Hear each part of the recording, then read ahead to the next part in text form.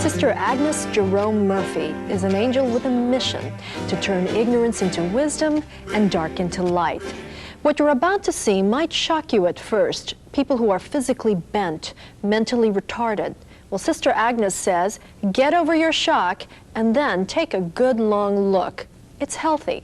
For years, too many of us preferred not to look, which is why people with disabilities were often shunted aside, hidden away in dark rooms, ignored. Sister Agnes was one of the first in Hawaii to bring these people into the light by founding the first agency of its kind dedicated to teaching and supporting the severely disabled. Today, Sister Agnes is still director of the Special Education Center of Hawaii, or SECOH. She says, don't pity the people you're about to see, just understand them. I'm Herbert Cullity. Please call me Cullity. This is my light talker device. I use it to talk because I cannot talk on my own. I cannot point to the symbols with my hand, so I use a head switch to control scanning lights to point on the communication device. It's difficult for me. The will of God has no why.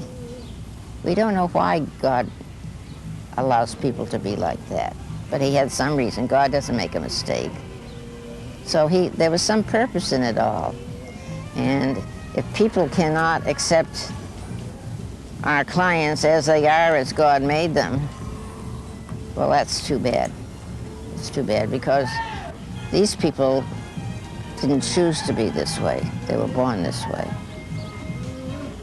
The more you get to know our people, the more you love them.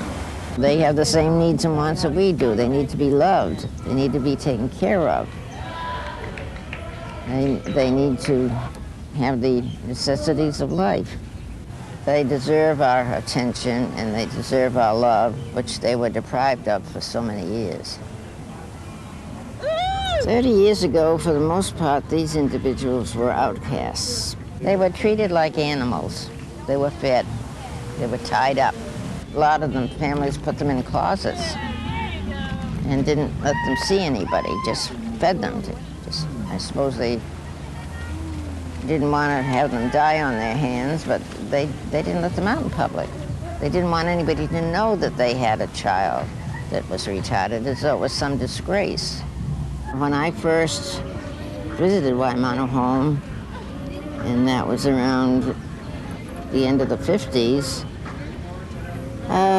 they were, some of them tied to beds. The attendant would come in occasionally and hose them down, and that was to keep them clean. And they were fed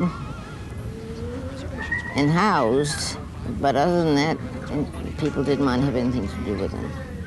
In the majority of the cases, the family didn't even visit them. They were up there and out of sight and out of mind. Years ago, I remember giving tours here when we had children, and especially women coming in and crying during the whole thing. They didn't seem to get the point of the program and what we were doing. It was just that they saw children who were not pretty, according to their standards. They make noises, some of them can't talk, and they grunt, and people get frightened. And too many people think of mental retardation as mental illness, and as soon as you say somebody's mentally retarded, you think they're going to get hurt. People pull away. Not everybody, but some do. To be ignored and to know that you're not wanted, that's a terrible suffering. When we were going to video, we were questioning whether we'd be able to get permissions to, well, why shouldn't they be included?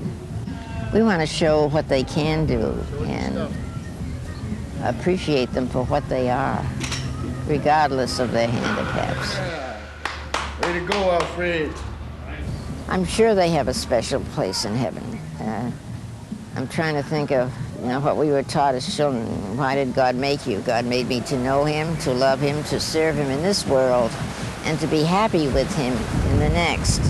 Well, their service in this world is just being handicapped. They're serving God through existing that way, serving him because they're doing what he wants. And hopefully the day will come when they'll be accepted by everybody, everywhere, especially in their own community. Sister Agnes is about to celebrate her 80th birthday. She has one wish: to raise enough money to establish a Leeward Oahu campus. Thanks, Sister Agnes, for being one of Hawaii's super seniors.